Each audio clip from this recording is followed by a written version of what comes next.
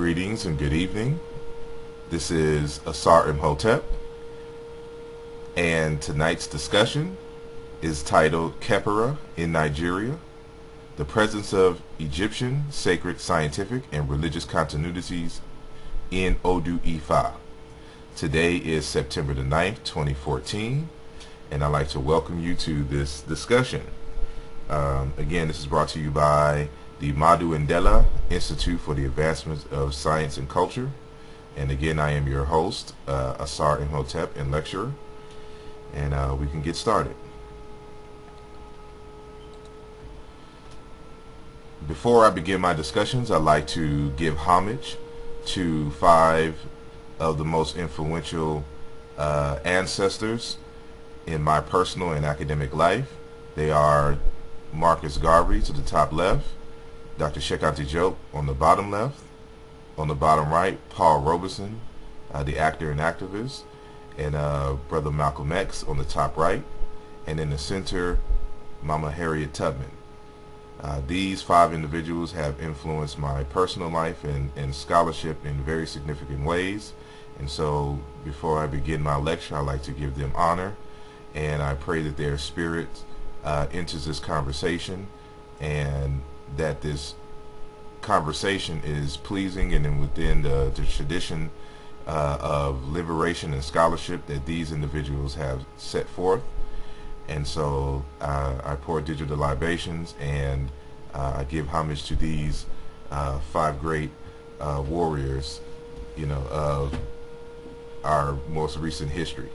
So I say Ashe, Ashe, Ashe. When beginning any type of discussion like this, it's always good to properly orient and provide the context for which you are having such a discussion. And in this discussion, we are talking about African phenomena. And when talking about African phenomena, it is always best to speak from the perspective of the African, someone who lives the tradition. And so we can get a more clear understanding of what is going on. And so I like to show this map to give a visual of the proper Afroorientation or African-centered orientation when discussing, again, African phenomena. And so this map appears to be upside down of Africa in our modern sense, but in the ancient times, at least in Tamari, this would have been how they viewed the map, as their south was our north and their north was our south. And so they oriented themselves at the beginning of the Nile, where the human family first spread out and to populate the rest of the earth. And so it just becomes a metaphor, a symbolic representation of a proper orientation. And just to let everyone know that this is an African-centered discussion here, and so we are properly oriented in that sense. And so before we move forward, I want to give a little bit of context to what we're discussing tonight. And so here's my abstract. Basically, using primarily linguistic evidence, comparative religious data, as well as semiotics, this presentation seeks to highlight the conceptual, ritual, and symbolic continuities between ancient ciKam, or Kemet, and the modern Yoruba spiritual system and deity known as Ifá, which is known in the Arabic as Af, or in the Mina tradition as Fa. And so we have a few objectives, for the night, and they are as follows. To get a deeper understanding of Odu Ifá through the lens of the ancient Egyptians and other African groups outside of the Yoruba people. To get a better understanding of the nature of the god Khepera through the modern African cultures and languages. To better grasp the purpose and foundation of Ifá as a divination system and some of the ideas associated with its practice, and to deepen our understanding of the underlying shared cultural and linguistic relationship between ancient Egypt and modern Black Africa.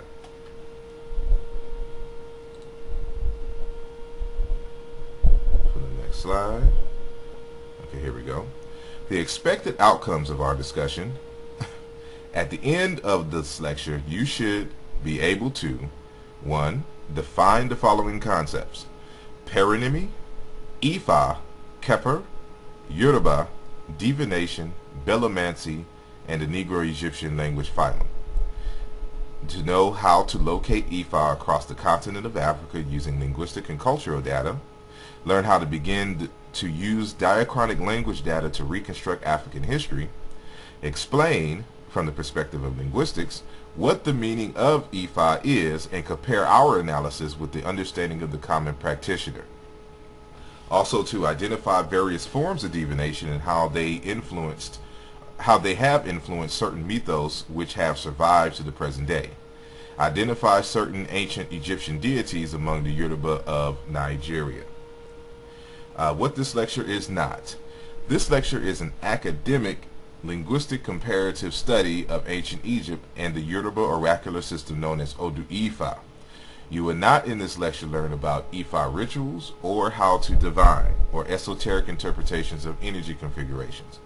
We seek simply to understand the underlying meaning and purpose of the system of Ifá by studying the philosophy as embedded in its language, in the language of the Yoruba or African people in general. Before we get started, I'd like to make sure that we have a little bit of understanding of a few working definitions of linguistic terms that will be used throughout this discussion. And so I don't want to assume that you have knowledge about these things, and so we'll define them formally here at the beginning. And so the comparative linguistics, for those who are unfamiliar, is a branch of historical linguistics that is concerned with comparing languages to establish their historical relatedness. 2. Paronymy, which is a linguistic term which describes the state or condition of containing the same root or stem as parlous or parlous. Number 2, words which are almost homonyms but have slight differences in spelling and have different meanings. And lastly, which have a similar sound but a different orthography and different meaning. And so this becomes very important because the ancient Egyptians did not write out their vowels. So there are a few words that may seem like they are the same word, but in fact are not. However, they may have sounded similarly, and the ancient Egyptians utilized this and started doing what the Egyptologists call punning, but when linguists call paronymy. And that is, these terms are feed off of each other, and they create these mythological stories and personifications built around the similarity of words. So this is going to be very important as we move forward in this discussion. Lastly, the divination, which is the practices involving the interpretation of signs or symbols that seek to obtain oracular knowledge of events. And there's many different types of divination systems out there. And so we would not just be talking about one system here, but divination in general. And so the last linguistic tidbit for right now is dealing with this concept of sound degradation. And so this is again going to be important, so I want to introduce this early. And this is an excerpt from G. Tucker Child's An Introduction to African Languages, who talks about if the form has suffered phonetic erosion, talking about a word, therefore it has lost phonetic substance in the pattern of, for example, gonna, from earlier going to, the fuller form is likely the earlier one. If the form has undergone semantic expansion and or shift, particularly in ways such as those discussed in Hine et al. 1993, that is, from a lexical orientation to a more grammatical one, then the latter represents the newer function. And basically, in general, what it's saying is that typically when you find words in comparative list, and you have one that is more full, and you have another that has lost some of its phonetic gradation, then more than likely the fuller form is going to be the older form. And so in this discussion we're going to be basically arguing that the word Khepera is the same word that is cognate with Ifá, and that Khepera is the more fuller form, so it's the older form. And so just want to put this out here to, give you a linguistic basis for understanding why we choose the Khepera as the older and more fuller form versus Ifá. And so here's that citation for you as we move forward. And also, for the record, for those who will be listening to this not live but via online on the web, then you can pause if I go too fast in terms of certain slides or whatnot. You can pause it and then read the slides and then move forward. And so that's one of the advantages of this online platform. So we'll continue. And so the discussion is going to be broken up primarily into two parts. The first part, or the section 1, is going to be discussing the god Khepera. And then section 2, we're going to be talking about Ifá. And then in section 3, which is very, very brief, we'll just be tying a lot of what we learned in the first two sections together to bring about a synthesis. And so when we're talking about the god Khepera, here is a summary of this particular deity. Khepera, or Khepri, was the form of the divine represented by the sun, which appeared on the eastern horizon. The earliest symbol of this divine concept was that of the dung beetle, which is believed to be so because of the beetle's habit of rolling a ball of mud or dung along the ground in a manner suggestive of the nectar, or god, pushing the solar disk across the sky. That's supposed to be Khepera right there, was often depicted in semi-anthropomorphic form, as a man with a scarab beetle at his head, as may be found in the tomb of Nefertari in the Valley of the Queens.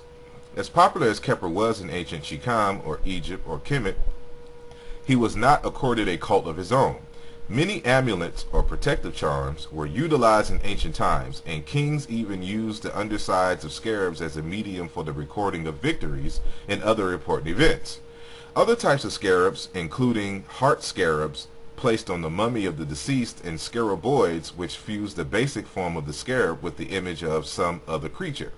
His primary association and theme is with the concept of transformation and evolution.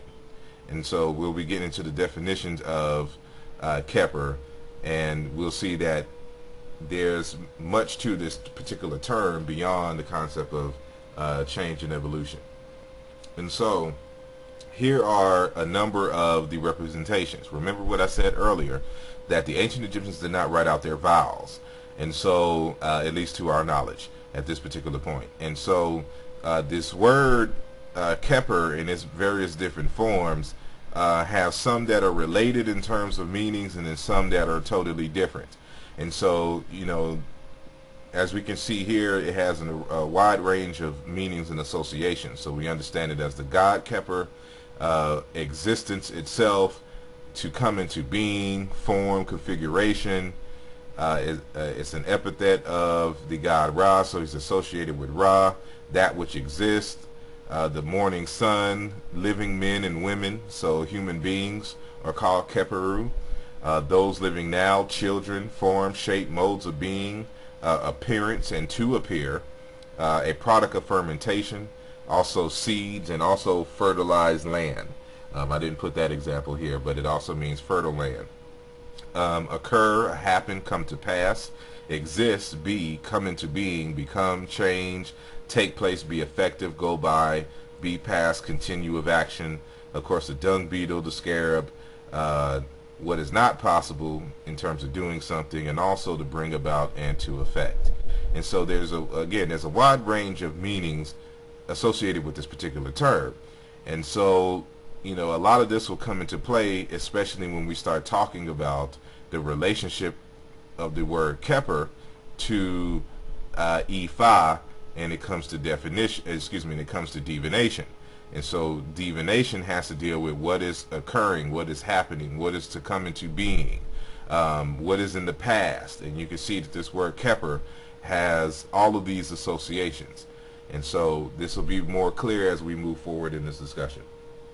And so as we discussed in our last lecture, which was titled A Linguistic View of Spirit, Taking the Spookism Out of African Spirituality, we had a brief discussion about Khepera, and we presented information that demonstrated that Khepera is built off of a root, one fundamentally that means heart or lungs, and then from there, and it's associated with the lungs, it means wind, and wind or to breathe. And so this secondary meaning, is built off of a P root. And so we can see how this is present in these particular languages, with certain sound morphologies and sound changes and alterations in these various languages. So as we can see here, to fly, to throw, wind, breeze, wind, blow, wings, to fly. And so all of these particular concepts, are associated with this P root, and is reduplicated in the Bantu languages. And so fundamentally this concept of wind and blowing becomes the root metaphor for movement and motion. And so this is where Khepera gets its evolution and change and motion concepts from. The movement of wind, the ability of wind to pick up and carry things and move it from one place to another. So it has to deal with motion. Since we can't, visualize wind, that's kind of what they associated, with the dung beetle, as mentioned, saying before. So as we move on in the Yoruba Bantu language, the god Khepera, or the name Khepera, is represented by a few phrases: chipepu, chipepwela. Oh, and I should say that P root is reduplicated in the Bantu, as I think I said earlier. But it can also be rendered as kukupepa, pepula, which is blow, being carried by the wind. Pepula, pepuila, blown. Chipepula, strong wind, breath bearer of Ra. This root is also survives in Kikongo as papa, meaning to flutter, to flap the wings. Papala, to flutter, to wriggle as a hooked fish. And even in the Middle Egyptian, we see this P root reduplicated. The total meaning of it is unknown, but in the records it says a verb used about is movement. And so we can see here that this P root in the middle of Khepera is a root dealing with movement. And so also this concept of wind is also associated with wings. And so that's why you see the god Khepera with bird's wings, even though dung beetles do not have bird's wings, because they're trying to convey the notion of flight, of movement that way, and also wind and blowing.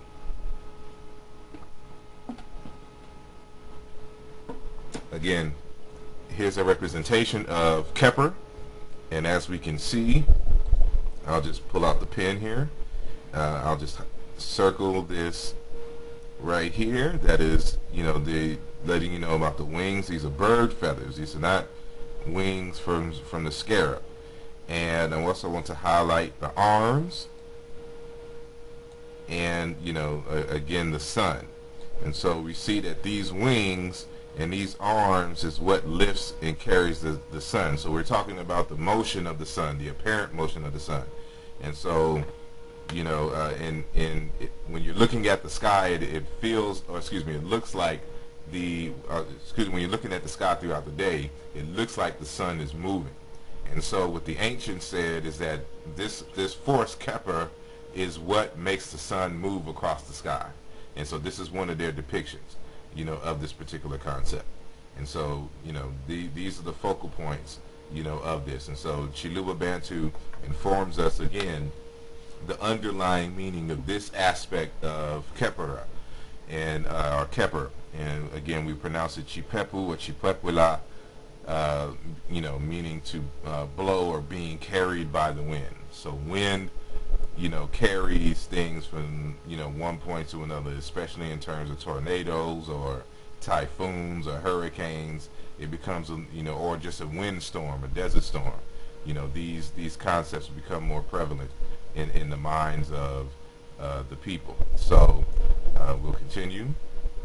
And we talked about sound change and interchangeability of phonemes, and so this concept of Khepera is also present in the Kikongo language, and so these are variations of this root. And so instead of Khepera, the K or KH type sound becomes S, and the P becomes voiced and becomes a B. The R becomes L. So we say Sabula, to ferry, to carry, to take, bring things over a river. So we're dealing with motion and dealing with carrying again. Sabuka, to go, come to pass, come, get past, cross over. Again, same root. Sambila, to climb, ascend, get up, go up, or on the roof, or mount up, jump up, to get on board into a canoe. Again, this concept of movement. And so these wings associated with Khepera is talking about flight. And so these are the underlying meanings of this root. And so the B sound turns into V in this representation. So we say Savula, to cause to sprout, to make to bud, to make abundant, make too many, cause to be cheap. This root is cognative with the word Khepera, is talking about a product of fermentation. As I mentioned earlier, there's also a root per, or pert, which means seed, and then Khepera also means fertile land. And so all of this dealing with agriculture, and you can see this represented in the Kikongo language here. Again, Savuka, to bud, shoot, sprout, come into leaf.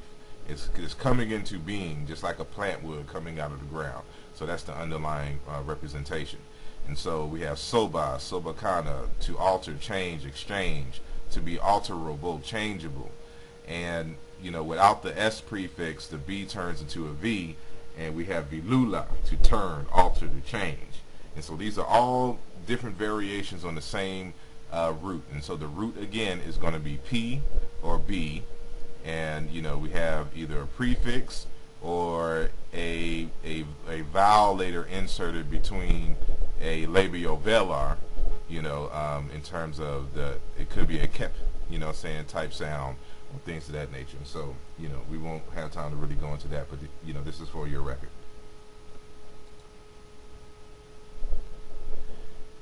And so in our last discussion, again, we mentioned the association between Khepera and the lungs and wind and breath. And so in my book Aluja, volume 1, that was released in 2013, I gave a whole breakdown on the Ankh symbol and what it represents properly. And so the Ankh, contrary to popular belief, is actually a stylized representation of the human thoracic bone complex. And so your thorax is a set of bones that basically is your chest area, your chest and rib areas. And so this is what surrounds your vital organs. So your liver, your stomach, well, not really your stomach, but your sides, your heart and lungs. And so this is why you see Khepera in the center of this particular representation of the Ankh, which comes from Tutankhamun's tomb, which is a mirror case. And we, so they're trying to give you a hint as to what they mean when they're talking about the Ankh, the so-called Ankh. And so we look here at the bottom of the screen, we also notice that the word Ankh can also mean beetle. And so there's a play on words here. And this is what we mean by paronymy. And so that, we can use the same consonant cluster to represent various different concepts. And so this word here means beetle. And so even though we say Khepera in this particular instance, it may or may not just be the word Ankh, which means life, and then life dealing with breath. So breath is life. If you can't breathe, you lose consciousness and you die. And so all living things need breath. And so another thing I want to highlight as well, and we'll go back to our trusty pen, is that this sound in the Egyptian language is actually a K value. Mboli talks about and argues, at least in the late Middle Egyptian, that it was an H sound. But this is not a vowel. This is not an A. So you really don't say unk. It's really like conga, Congo, something to that nature. And so this word for beetle survives in Kikongo is ikoka. And so this would, without the nasalization of the final velar consonant, it would be ikoka. And so, almost could be ikonga or something to that nature, ikonka, akonka, not necessarily knowing what the vowels are, but that's what we're dealing with, saying right here. So if you want to properly say the word, unk, you would have to say it with like a K value. And so, again, in my work, Alluja Volume 1, I have a lengthy discussion about the thoracic complex and the inspiration behind the design of the quote-unquote unk symbol, or the ikoka symbol. And as we can see, here on the left, the sternum, the sternum, which is here, the collarbones, the top rib, and this is the spinal cord, which this top rib surrounds. And so we see this stylized here in the ancient Egyptian. And so, we see the quote-unquote unk symbol, and the Djed pillar, which is the spinal cord of Osiris, and the Was scepter, which I argue is the spinal column. Excuse me, not the spinal column, the nerves, the central nervous system that, reaches up into the spine, in the back of the brain stem. And so, as we can see here, this is Amenhotep II and the Necher, or god Anubis, or Anpu, who is bestowing life upon Amenhotep II.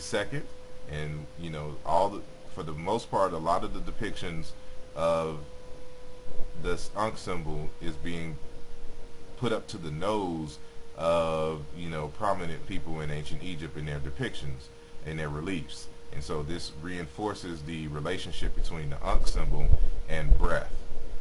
And so, they're basically the same thing, Khepera, unk.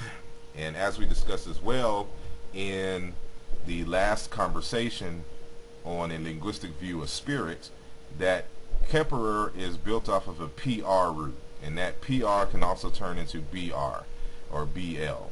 And these are the association between breath, wind, and spirit is pretty worldwide. And so this is fossilized in the languages, and here's a few representations, of this. And so as we can see in the Bantu, the Bili, it's a chest, but it's also the same root for spirit. And so different sound mutations give different, understandings of different pronunciations of these particular words, but all with the same underlying meaning, and that is the spirit of a person, the breath, and also consciousness. And so consciousness is very critical when understanding what the spirit is. And so the spirit, mind, and the heart, they're all the same thing in African languages, and that's because of this phenomena of paronymy. And so, again, if you have an opportunity to view that lecture, we go into much details there. And so, and as just like in the last lecture, I introduced the Negro-Egyptian language phylum, which was created actually by Dr. Theophilo Wabinga in his 1993 work, and it has been subsequently improved upon by this particular researcher and linguist, Jean-Claude Mboli. And he wrote a text in 2010 called The Origin of African Languages, written in French. And he also reconstructed this Negro-Egyptian language phylum. So the ancient Egyptian, the Middle Egyptian language belongs to the Negro-Egyptian language phylum. And so there's other languages like Zande, Shango, Somali, Hausa, and other languages that belong to this language family, including Coptic and Middle Egyptian. And so we come to discover that the Coptic language is a totally separate language from Middle Egyptian. And so, all of these this language phylum has been reconstructed to its mother ancestor that gave birth to these other languages that we mentioned earlier. And so throughout this discussion, we're going to see some of these proto-reconstructions, and the proto-reconstructions come from this text. So I just wanted to introduce this to you, and we can move forward, from there. And so here's an example of these reconstructions. And in linguistics what a reconstruction is because of this this mark here. A word that has the star sign in the front is a proposed reconstruction of a term. And so from this reconstruction over here, through certain sound changes, we get these words and meanings over here. And so what he's been able to demonstrate is that the word nature, which is a word for God or spirit, actually comes from this particular earlier root. But not only that, this root gives birth to many other forms of words, just depending on the dialect of Negro Egyptian. And so what becomes nature in Middle Egyptian in the Shango and Zande language becomes Toro. So Toro and nature, is more closely related, in terms of its relationship. But also in Basimo and Basina, but also Kura in the Hausa language, which is over here. And this Kura is actually cognate with the concept called Ka or Kur. And this is a word in the Middle Egyptian for soul or spirit. And so this actually comes from this root up here, which we would say Nkitfuki. And to talk about the sound change is beyond the scope of this lecture. And so I'm trying to keep this simple for people who are non-linguists, but we can discuss that at a later time. But from this root, we have, Okra, Ka, Inkera, Inkera, Inkira, all meaning soul, life, and spirit. And so this tells us, saying something very fundamental, because it's from this same root that we get the word Khepera from. And so Khepera, in association with the god Khepera, it should be interpreted as the word for spirit or God, or the soul of the thing. And so, this is what the linguistics tells us. And saying, so here again is, Ingwe Kifuki, God, and it becomes Khepri. It also becomes Imbori in the Zande language, or the Hausa Bori. That root again is the PR root. And so this P turns into B, and in these other languages it doesn't have that key prefix, and it's also dropped the ne, it's actually a nasalized velar, so it's like an ing, kind of like in the word sing, the ending of the word sing. That's what this sound, saying is right here. And so